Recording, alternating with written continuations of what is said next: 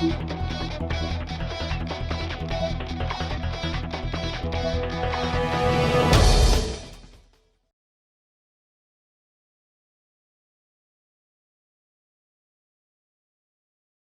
aí, pessoal, tudo bem? Meu nome é Luciana, sou professora de Geografia e hoje a gente vai dar seguimento ao nosso curso preparatório para o concurso da Polícia Militar e Bombeiros do Paraná.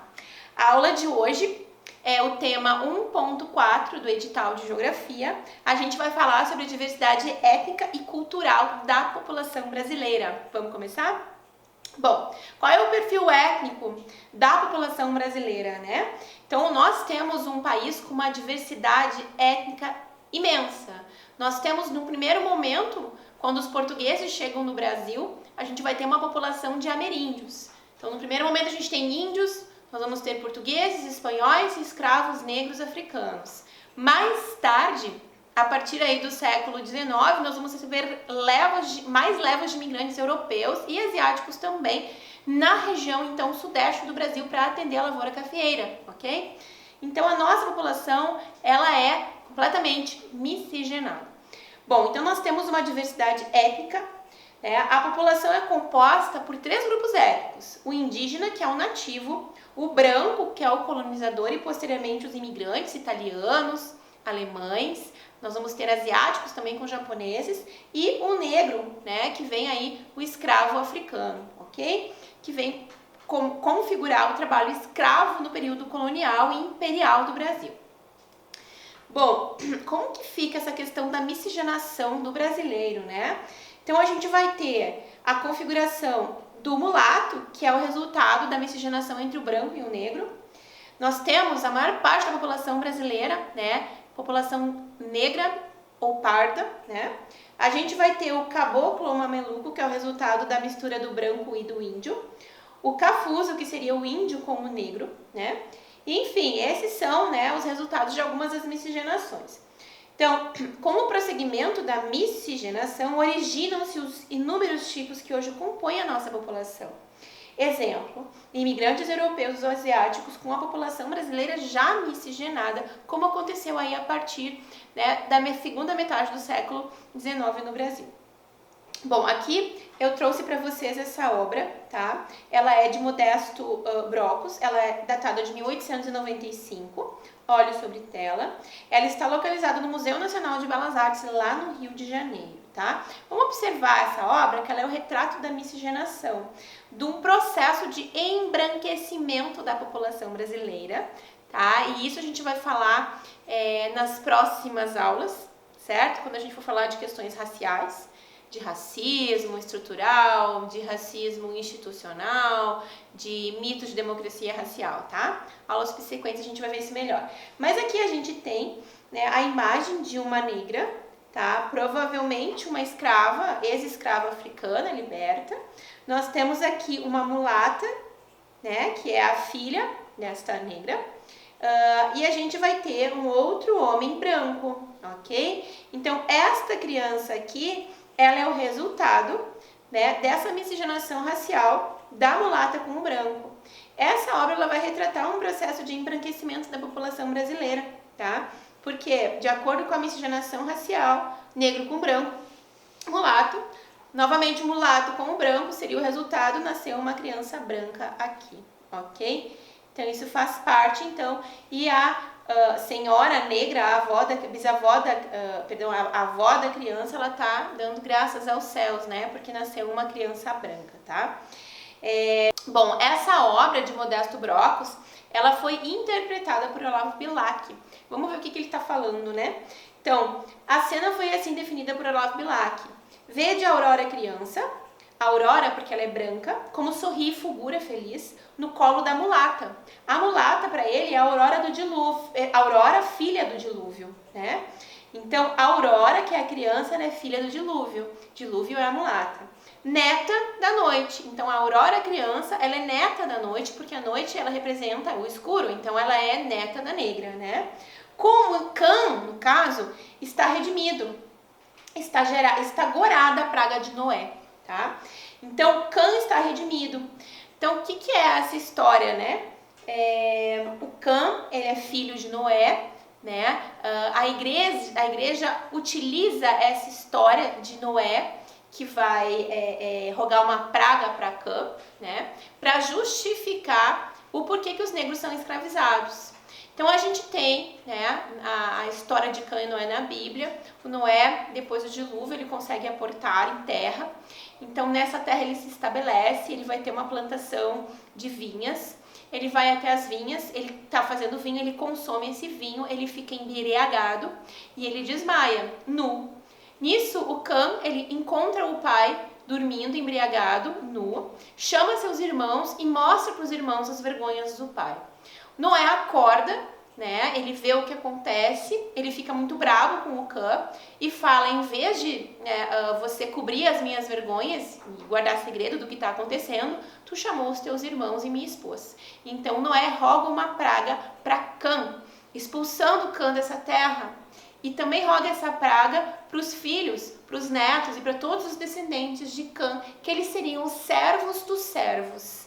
Então, a Igreja Católica, ela utiliza essa história para justificar que o negro é um dos descendentes de Cã e devido a isso, né, ele é o servo dos servos, ok? Então, o que acontece aqui, né? Lá no século XIX vão surgir diversos estudos em relação à diferença étnica racial entre o negro e o branco, por que o negro é inferior. A gente vai ter o Gobineau, né, analisando cientificamente, né, o negro e comparando com o branco. Então eles fazem comparações de tamanho de cérebro, de crânio, de configurações do perfil biológico, né, do negro e do branco, para chegar à conclusão que o negro, né, ele é inferior. Isso é uma teoria racial do Gobineau, ok? Então, nesse século XIX, nós também vamos ter novas teorias que vão sugerir que a população brasileira ela só vai evoluir se sofrer um processo de embranquecimento, ok? Então, esse processo de embranquecimento ele está retratado nesse quadro, né? Como se ser o negro fosse ruim, é inferior no caso, segundo o Gobineau, né? E segundo diversos teóricos cientistas do século XIX, tá? Então esse quadro ele retrata esse processo de miscigenação da população brasileira e um processo de embranquecimento que ela vem sofrendo, tá? Então por isso que ele fala, Cã está redimido. Por quê? Porque nasceu a Aurora, é uma criança branca, né? Que vem, ela é descendente de uma negra, de uma mulata, né? E está gorada a praga de Noé. Então, quer dizer que a praga de Noé acabou e essa população ela sofreu um embranquecimento. Interessante, né? Bem legal. Então, a gente tem aqui um perfil étnico do povo brasileiro, né? Então, na região sul, a gente tem uma configuração racial diferente de outras regiões do país, porque nós vamos ter lá imigrantes italianos, alemães, europeus que entraram na região sul, ok? Mas também teve escravidão lá, então a gente vai encontrar populações negras, tá? Então, na região sul, teve os europeus como principais povos ocupantes do território. Então, a gente vai ter regiões, por exemplo, como a do Paraná, que a maior parte da população é branca, tá? No Paraná, a gente vai ter o índio com o espanhol, com o português, alemães, ucranianos, italianos e japoneses. Mas a maior parte da população do Paraná é branca, né? Na Amazônia, vão predominar, em sua maior parte, descendentes de indígenas. No sudoeste, São Paulo, a gente vai ter a maior parte da população branca, mas a gente também vai ter uma grande população negra, porque a mão de obra escrava negra africana era utilizada em São Paulo na lavoura do café, e a gente vai ter também, né, a mão de obra europeia, né, do italiano, mais tarde dos japoneses. Então, os afrodescendentes são a maioria do Nordeste brasileiro, né? Vamos lembrar do histórico do Nordeste, né? A gente vai ter o ciclo do açúcar e a mão de obra negra africana, e existe grande diversidade mesmo entre essas regiões, né? Então seria a miscigenação mais um grande fluxo migratório que essas regiões receberam. Então a gente já vai ter um mulato que vai se miscigenar com novas levas de europeus, tá? Bom, contribuição cultural do nativo para nós brasileiros, né? Então, quando os portugueses chegam no Brasil, eles vão encontrar uma população de 2,5 milhões de habitantes, de etnias aruac, Ges, Tupi, Guarani. A gente vai ter Tupinambás, Aimorés, Tamoios, Guaranis, diversas outras populações, né? Cada estado, lógico, a gente vai ter os Terenas na região centro-oeste, a gente vai ter o Caigangue na região sul, né? Então, esses povos, eles vão ter a cultura de se organizar em tribos, tá? Com laços de parentesco. Cada tribo vai ter em torno de 8 ocas, onde cada oca mora 12 famílias. Cada família vai ter o seu chefe, tá? A economia deles era baseada na caça, na pesca, na coleta. Cultivavam a mão de oca com a técnica de coivara, né? E criavam seus utensílios domésticos, né? E armas em pedra, madeira, ossos, né? Faziam tecidos de algodão e tinham a técnica da cerâmica e da cestaria também. Quais são os elementos indígenas que estão inseridos na nossa cultura hoje? Então a gente vai ter, por exemplo, na região sul o chimarrão, na região centro-oeste o tereré. A gente vai ter a prática do churrasco, né? Porque o índio, ele assava a carne de sua caça, né? Isso era um costume indígena. Dormir na rede ou descansar na rede, e os índios dentro de suas ocas, eles dormem em redes e nós adquirimos esse hábito, né? Por exemplo, aqui, ó, a lenda do Curupira que eu trouxe como exemplo. Conforme o historiador Sérgio Buarque de Holanda, o Curupira não existiu. Os indígenas inventaram, né, a imagem, o personagem do Curupira, né, para confundir os europeus, porque os europeus muitas vezes vão pegar aí os bandeirantes que caçavam os índios, né, no período aí da União Ibérica para escravizar esses índios para confundir o europeu bandeirante, o que eles faziam? Eles caminhavam, eles invertiam, né, a sua forma de andar, né, e inventaram a história do Curupira para confundir, né, o caçador de índios, né, para mudar o sentido, né, de onde eles iriam. Então os índios caminhavam para trás às vezes, né, para inverter a pegada, né. Então, e outro ponto também seria a questão de andar descalço e tomar vários banhos ao dia, que o europeu não tinha esse costume, né. O europeu lá tomava banho uma vez por semana a cada 15 dias, né, pior que é verdade. Bom, a gente tem aí diversos outros elementos. Por exemplo, na culinária brasileira, a gente vai ter a mandioca e derivados, a farinha de mandioca, o beiju, o polvilho, que o beiju é tapioca, né? O polvilho, costume de se alimentar de peixes, carne socada no pilão de madeira, misturada com a farofa, né? Que seria a paçoca ou paçossa, né? Que seria a paçoca. Diversos pratos derivados de caça, como o picadinho de jacaré, o pato ao tucupi, né? Costume de comer diversas frutas, cupuaçu, bacuri, graviola, caju, açaí, buriti. Isso vem, né, do índio, né? Também crença, né, em diversas práticas aí populares de cura. Então o índio, a gente vai lembrar da figura do pajé na aldeia, que era uma figura mais mística, ele lidava com ervas, com o rapé, que seria cheirar plantas de ervas, né, enfim. E diversas questões aí que vêm ser inseridas na nossa cultura, né? E também a questão de consumir algumas plantas, né? Por exemplo, o pó de guaraná, o chá de boldo, que a gente usa quando tá com dor de estômago, né? O óleo de copaíba, a catuaba, né? Semente de sucupira, entre outras questões. Isso está inserido na nossa cultura, né? A língua portuguesa também vai ter influência de elementos das línguas indígenas, do tupi-guarani, né, com diversas palavras ligadas à flora e à fauna, por exemplo, né? O abacaxi, caju, mandioca, tatu, são palavras tupis guaranis, né? Outras palavras, então, por exemplo, né? O Parque do Ibirapuera, em São Paulo, significa lugar que já foi mato, né? E em Ibira, aqui, quer dizer árvore e poeira, né? Ibira, poeira, né? Tem o sentido de que algo que já foi, então árvore que já foi, né? O rio Tietê de São Paulo, ele significa em sua tradução em tupi-guarani, rio verdadeiro.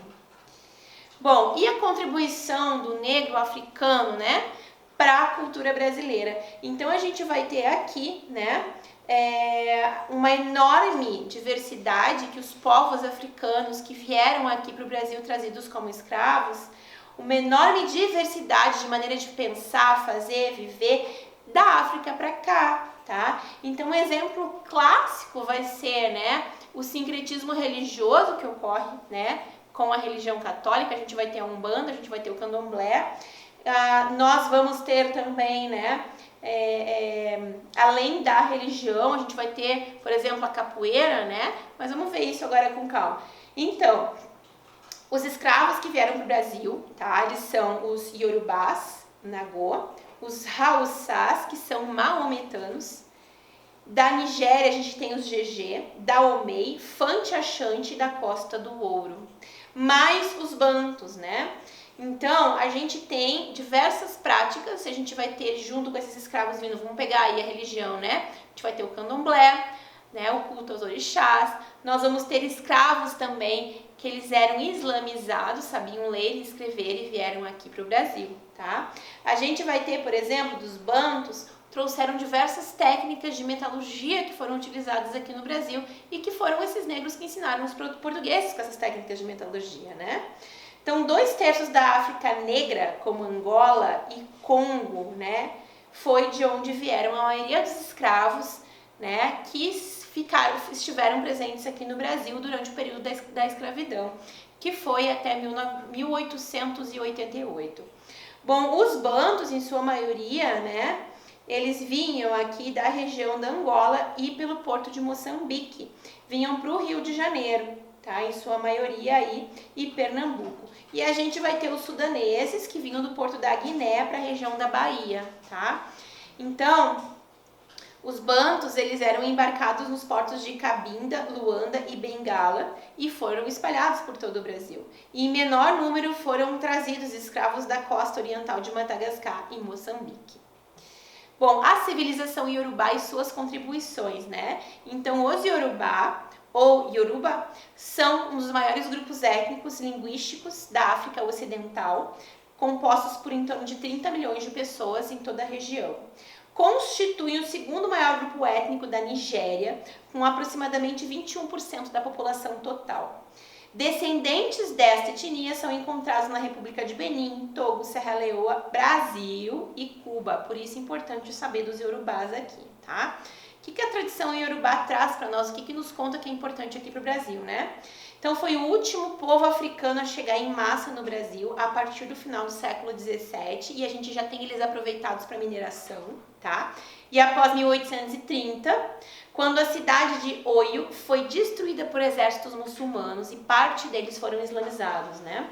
Então, aqui para o Brasil, tá, veio uma elite de nobres, né, da região de Oio, né, príncipes e chefes de estado.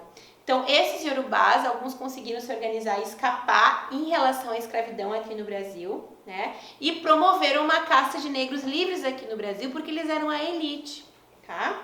Então, isso é bem interessante vocês saberem, porque é uma curiosidade e que pode aparecer em concurso, né?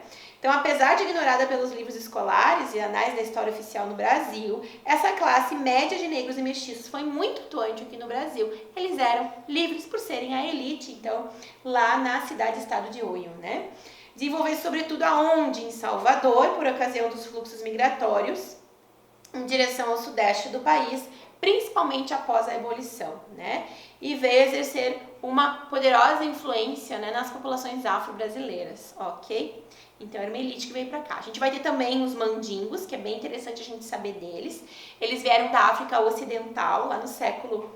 Perdão, eles viviam, né, na África Ocidental, lá no século XIII. Foi um povo que foi islamizado, então eles eram mais cultos, eles sabiam ler e escrever, né? São descendentes do Império Mali, né, que é um grupo etnolinguístico da região da África Ocidental, né? O grupo linguístico é o Mandê, por isso vem os mandingos, né? São mais de 20 milhões de pessoas. Entre os séculos 16 e 18, 1/3 dessa população mandiga foi embarcada para a América como escravos.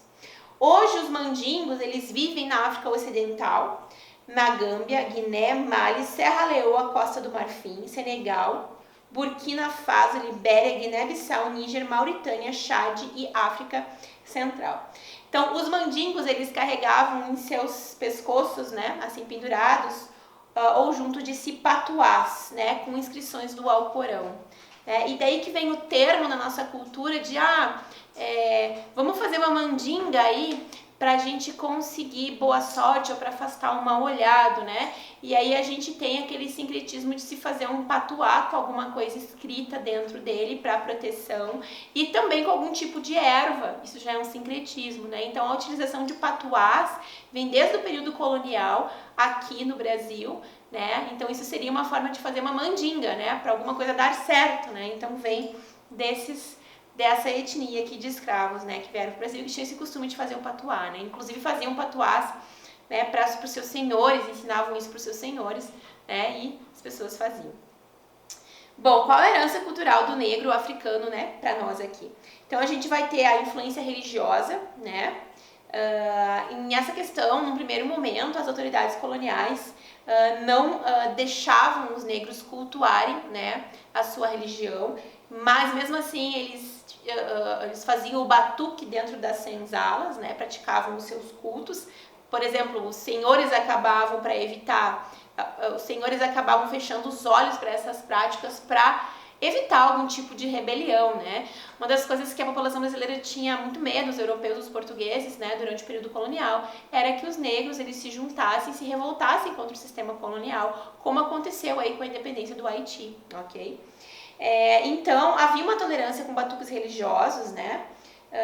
Mas era por conveniência política mesmo, né? Então, seria para fazer com que essas populações não se revoltassem mais ainda contra o sistema de escravidão, né? Outras manifestações culturais negras, né, foram alvo de repressão, por exemplo, o samba, a revira, a capoeira, o intrudo e o lundu negros, tá? Bom, aqui eu trouxe uma obra do Heitor dos Prazeres. Ele foi um pintor, ele nasceu no Rio de Janeiro em 1898 e faleceu em 66. Né? Ele vai fazer uma representação do carnaval aqui no Brasil, um carnaval, né, dos negros, uma festa típica dos negros, vai ter uma branca ali, né, no centro. Ele foi tipógrafo, sapateiro, alfaiate, marceneiro, né, e sempre dizia: o meu mestre foi o mundo. Ele foi compositor de várias escolas de samba, né, até 66, dentre elas a Mangueira, né, e a partir de 37 ele começou a pintar e vai levar para os seus quadros o ambiente do carnaval. Tá? Então é uma obra bem interessante, pode ser usada como fonte em concursos públicos, vestibular, enfim. Bom, as escolas de samba, né, é uma herança cultural então dos negros, né? Então a gente vai ter a partir aí, né, durante o período da Revolução de 30, os núcleos de cultura negra, eles vão começar a se movimentar para ganhar um espaço para poder ter as suas práticas aí, perpetuar a sua cultura, né? E as escolas de samba são criadas, então, nesse período de transição, no final dos anos 20, 1930, 30 e poucos. Né? Então, representa um passo importante, né, para que o negro consiga preservar a sua cultura, tá? Então, durante a República Velha, né, essas escolas de samba, né, elas foram afastadas de ter um desfile oficial, né, no Carnaval Carioca, então, que estava dominado pelas grandes sociedades carnavalescas, né, de brancos, né, mas enfim. A gente vai ter a capoeira também, que é uma atividade que era considerada no período imperial e na Primeira República, né, até o período aí quase que da Era Vargas, como uma atividade de marginais, né. Mais tarde, lógico, a capoeira hoje é um esporte nacional, né. Enfim, bem interessante. É que ela vai contribuir com a atuação do baiano Mestre Bimba, criador da chamada capoeira regional. E a gente vai ter várias ramificações, né, dessa capoeira aí. A comida, né, gente, a gente vai ter o acarajé, a polenta, tá? O mungunzá e o vatapá. Então, são pratos aí de negros, né? A feijoada é um prato típico português, tá?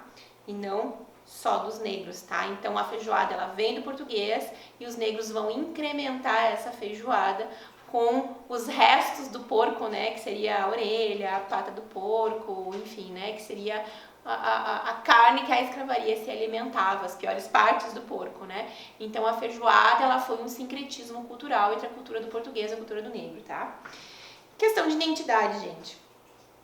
Então, a diversidade étnica da população nacional contribuiu para a nossa identidade cultural. Então, a gente tem um sincretismo cultural do europeu, do negro, do indígena, né?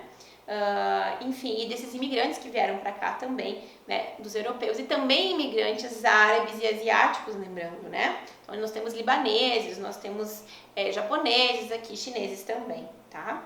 Então, nenhum dos estados brasileiros há uma homogeneidade étnica, isso não existe no Brasil, e sim uma miscigenação racial, tá?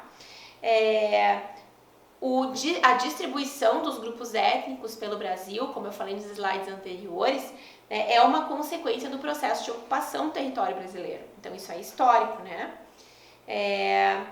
Bom, nesse sentido, para preservar a nossa cultura, a herança cultural, né, desse sincretismo, a gente tem que chamar a atenção para a importância da preservação das fontes históricas, né? Por exemplo, né, aquela obra que eu mostrei para vocês de Modesto Brocos no início da aula, então é uma fonte histórica, né? E é importante para contar esse passado, né? Que faz parte da identidade brasileira para as gerações futuras, tá? Então, o que é uma fonte histórica? É um documento que vai remontar o passado. É como se fossem as pistas do passado, as pegadas do passado que permanecem no presente, né? Qual a importância, né? Criar a nossa identidade cultural, tá? Então, a gente precisa dessas fontes históricas para serem preservadas, para que a gente possa criar uma identidade com o país, né? Então a história não é só o passado, né? A gente estuda, né, quem nós somos a partir das pegadas, né, de um passado que permanece no presente, tá? E a gente tem, lógico, fontes históricas que são patrimônio histórico, né? Então o que é um patrimônio? É uma fonte histórica que é preservada para a nação, para a construção de uma identidade, para a preservação da cultura, né? Então o patrimônio ele faz parte da identidade de uma nação. Né? Então ele tem necessidade de ser preservado, tá? O patrimônio histórico, essa fonte histórica, ela faz parte da preservação da memória. Então uma população ela tem que ter a memória do passado para que se crie uma identidade cultural, ok? Então o que é memória, né? Ela faz parte desse construto que a gente chama, né, da nossa identidade cultural. São as nossas lembranças, são as nossas fontes que remontam o nosso passado, tá? Então essas memórias devem ser preservadas, que são as fontes, como patrimônio histórico para fazer parte da composição da nossa história, da nossa memória e da nossa identidade, tá? Alguns patrimônios, né, são forjados, né, porque a gente tem diversos governos que vão tentar estabelecer, através de suas relações de poder, uma história de um passado que muitas vezes não existiu, né? Ou então preservar do passado somente aqueles elementos que interessam para esse governo vigente, né? E para estabelecer suas relações de poder, tá? Então nós temos diversos pontos, diversas pegadas do passado, diversas fontes que foram esquecidas, né? Que acabaram sendo apagadas da memória coletiva, tá? Então, a gente tem aí como os países desenvolvidos tratam seu patrimônio e sua memória, né? Nas próximas aulas, eu vou falar da importância também dessa questão de preservação do patrimônio histórico, né? Para a preservação da identidade, ok? Então, aí nós temos, por exemplo, né, o Muro de Berlim como um elemento que foi preservado na Alemanha em diversos trechos, né, para remontar um passado que foi o que né, a divisão de Berlim das duas Alemanhas, ocidental e oriental. A ocidental a gente vai ter a capitalista, a oriental comunista, né, e dividiu famílias, enfim, mas isso faz parte da história do povo da Alemanha, né? Então, para Pierre Nora, né, que ele é um especialista em memória, né, o que ele escreve em memória? O que é essa memória? Então, memória é vida, sempre carregada por grupos vivos, nesse sentido, ela está em permanente evolução, aberta à dialética da lembrança e do esquecimento, inconsciente de suas deformações sucessivas, vulnerável a todos os usos e manipulações, suscetível de longas latências e repetidas revitalizações. Então, o que eu falei? Então, um governo de um país ele vai preservar aquela fonte histórica, vai torná-la um patrimônio histórico, se ela for relevante para estabelecer suas relações de poder, né? Então, a história é a reconstrução sempre problemática e incompleta do que não existe mais. Então, o papel do historiador é o quê? Remontar esse passado, né? Através das fontes históricas. Memória é um fenômeno sempre atual, um elo vivido no eterno e presente. História de uma representação de passado. Beleza, então aqui, pessoal, eu trouxe o artigo 216 da Constituição Federal para vocês. Ele vai tratar sobre a importância e o que é um patrimônio histórico, né? Então, constituem patrimônio cultural brasileiro os bens de natureza material e imaterial, tomados individualmente ou em conjunto, portadores de referência à identidade, à ação, à memória dos diferentes grupos formadores da sociedade brasileira, nos quais se incluem as formas de expressão, os modos de criar, fazer e viver, criações científicas, artísticas e tecnológicas. Gente, as formas de expressão, os modos de criar, fazer e viver, eles são patrimônios considerados imateriais. Tá?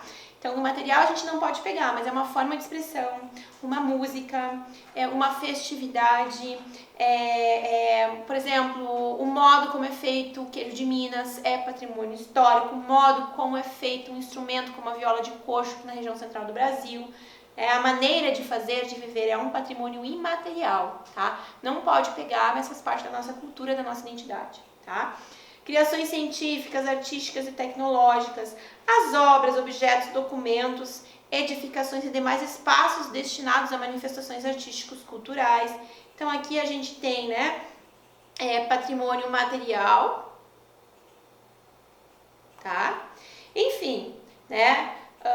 E aqui estabelece, né, algumas regras, né, a legislação estabelece regras em relação à preservação desse patrimônio cultural. Então, é o artigo 206 da Constituição. Então, pessoal, aqui eu trouxe para vocês um print da tela do site do IPHAN, que é o Instituto de Patrimônio Histórico e Artístico Nacional. É o órgão que vai administrar o cuidado, né, que o Estado brasileiro tem em relação à preservação do seu patrimônio histórico, tá? Inclusive, vai ser o IPHAN que vai ser contatado para tombar algum objeto, enfim, ou alguma fonte histórica como patrimônio histórico para a preservação da cultura, ok? Então, ele foi criado em 1937, durante a Era Vargas, pela Lei número 378, tá? Que é assinado pelo Getúlio Vargas. Então, a lei ela também vai estabelecer os conceitos que orientam a atuação do Instituto, tá? E o que o Instituto está fazendo? Daí aqui ele lembra que a Constituição Brasileira de 88, no artigo 216, define o que é patrimônio cultural, que eu acabei de mostrar para vocês. Então, aqui nós vamos ver aqui alguns patrimônios, né, históricos, artísticos e culturais do Brasil. Então, por exemplo, a gente tem essa festa aqui da Cavalhada de Pirinópolis, em Goiás, tá? Esta é uma prática, isso faz parte do patrimônio imaterial do Brasil, ok? Essa festa, ela vai ser um sincretismo cultural. O que é um sincretismo? Uma união de duas culturas, como se fosse uma fusão. Então, a gente tem essas cavalhadas, a gente vai comparar com aquelas práticas dos cavaleiros portugueses, né? Em festas religiosas, que parecia o cavaleiro montado no cavalo, às vezes eles lutavam um com o outro, né? Então a gente tem uma mistura também com o que? O elemento, né, ali de Goiás, que é a questão da pecuária, né? Então a gente tem todo esse sincretismo religioso aí. Aí a gente vai ter o Bumba Meu Boi, o Boi Bumbá no Maranhão, tá? Também a gente vai ter a pecuária lá, só que aqui a gente vai ter um sincretismo cultural com a figura do indígena, tá? A gente vai ter no Rio Grande do Sul, Paraná e Santa Catarina o fandango, né, que é uma música que ela é o resultado, então, de uma mistura, né, das práticas de músicas espanhóis com portuguesas também, tá? Um sincretismo cultural. Também é patrimônio imaterial, né? A gente vai ter o maracatu em Recife, Pernambuco, tá? Também é outra festa que é patrimônio imaterial, o frevo em Pernambuco, tá? O siriri e caruru, né, no Mato Grosso e no Mato Grosso do Sul, tá? Então a gente vai ter aí a presença, né, de elementos indígenas nessa festa, com, né, o espanhol, com o português, tá? A prática aqui, né, da confecção da viola de coxo e do reco-reco também é patrimônio imaterial, tá? Aqui já faz parte do patrimônio material, eu peguei uma reportagem do G1, né, das obras de Tarsila do Amaral, que inclusive ganhou exposição em Nova York, né, no Museu de Arte Moderna de Nova York, lá no ano de 2018, né, e a gente vai ter essa obra aqui, que é o Abapuru, né, que seria, né, um canibal, no caso, né, e a gente vai ter aqui essa outra obra, né, da Tarsila do Amaral, que são os operários, tá? Então, vai retratar a indústria paulista, tá? No período da Semana da Arte Moderna de 1922, tá? Então, patrimônio material. E imaterial também, né? é o carnaval, que é uma prática cultural nossa, né? Então o carnaval ele vem o quê? De uma mistura do samba, uma herança da cultura indígena, né? Então a gente também tem a prática do carnaval, ok? E a gente tem também aquela questão que eu falei para vocês da prática de destruição da memória, né? Para desconstruir a identidade de uma população. Então, esse tipo de desconstrução hoje em dia tem sido repetida pelos grupos fundamentalistas islâmicos que querem destruir o legado de um passado, da identidade de um povo, né? Então, aqui a gente tem, né, a reportagem, ela é do O Globo, né? Então, no dia 19 de fevereiro de 2017, Estado Islâmico destrói ruínas de sítios arqueológicos no Oriente Médio. Fotógrafos brasileiros visitam no Iraque o local onde 3 mil anos atrás viveu um povo próspero e guerreiro, os assírios. Passagem dos terroristas apaga a história. Então isso é uma forma de desconstruir a identidade de um povo, de apagar um passado histórico, que é apagando esses elementos que devem ser preservados, né, para cultura e preservação da identidade, né? Então, pessoal, então já passei todo o conteúdo que eu precisava para vocês, né, que pode aparecer aí como questão no curso de vocês. E agora eu trouxe umas questões, ok? Vamos fazer? Primeiro vai ser do INEP de 2019. Ela vai falar dos mandinga, e eu já trabalhei isso com vocês, olha só. Era a denominação que, no período das grandes navegações, os portugueses davam à costa ocidental da África. A palavra se tornou sinônimo de feitiçaria porque os exploradores lusitanos consideravam bruxos os africanos que ali habitavam. É que eles davam indicações sobre a existência de ouro na região. Em idioma nativo, mandinga designava terra de feiticeiros. A palavra acabou virando sinônimo de feitiço, de sortilégio. No texto, evidencia-se que a construção do significado da palavra mandinga resulta de vamos lá, contexto sócio-histórico. Com certeza. Vocês lembram que eu mostrei para vocês um slide que falava dos mandingas que vieram para o Brasil aqui no período da escravidão, no final do século XVII, e que eles eram islamizados e usavam um patuá, né, no pescoço? Então eu expliquei para vocês, né, que o termo mandinga, ela vem então desse povo islamizado que usava esse patuá, e que essa prática ela foi incorporada nesse sincretismo religioso do Brasil, né? E principalmente mandinga, a questão de ser mandinga um feitiço, né? Então, a letra A ela tá correta, tá, gente? Porque ela vai resultar num contexto sócio-histórico, né? As outras, a diversidade étnica, não, também não é uma descoberta geográfica, nem apropriação religiosa, né? E nem contraste social, porque a gente tem que interpretar o que o texto está falando, né? Tentar articular com a situação histórica, tá? Então, a letra A é a resposta correta. A2. O Brasil é conhecido por ser um país multiétnico.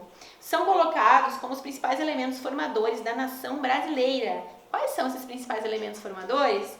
Então, portugueses, isso sim, africanos, imigrantes árabes, japoneses, italianos e alemães. Gente, quais são os habitantes nativos brasileiros que juntos, né, se miscigenaram, né? Então, a gente vai ter, lógico, imigrantes árabes, japoneses, italianos, alemães, a partir do século XIX, mas aqueles primeiros, né? Então, imigrantes italianos, africanos e imigrantes árabes, não nesse contexto aí, né?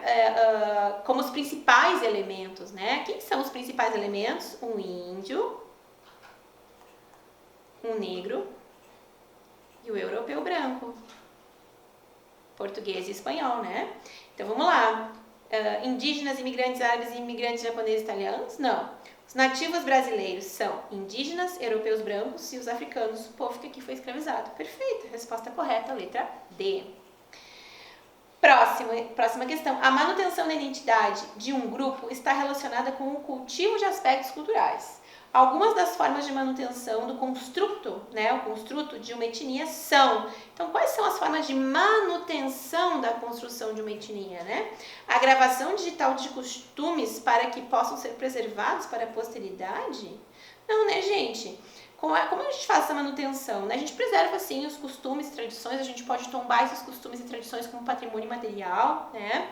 Que são as festas coletivas.